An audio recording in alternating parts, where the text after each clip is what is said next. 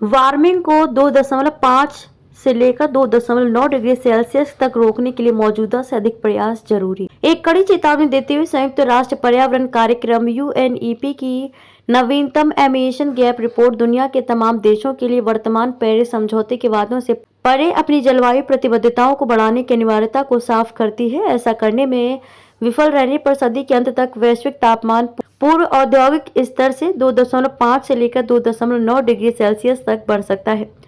Dubai में 2023 जलवायु शिखर सम्मेलन से पहले जारी की गई emission gap report 2023 broken record नाम की यह रिपोर्ट बताती है कि दुनिया का तापमान नई ऊंचाई पर पहुंच गया है, लेकिन फिर भी दुनिया एमिशन में कटौती करने में विफल रही।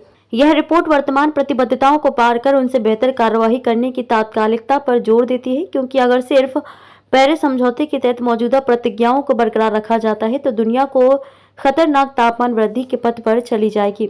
मिटिगेशन प्रयासों को पर्याप्त रूप से करें मजबूत। इस परिदृश्य से बचने के लिए रिपोर्ट मौजूदा दशक में मिटिगेशन प्रयासों को पर्याप्त रूप से मजबूत करने का आह्वान करती है। इन प्रयासों की प्रभावशीलता एमिशन गैप को कम करने, राष्ट्रीय स्तर पर निर्धारित योगदान, एनडीसी के अगले दौर में 2035 के लिए अधिक महत्वाकांक्षी लक्ष्यों को सक्षम करने में निहित है। ऐसे उपायों से नेट जीरो प्रतिज्ञा प्राप्त करने की संभावना भी बढ़ जाती है, जो वर्तमान में लगभग 80% वैश्विक एमिशन को कवर करती है।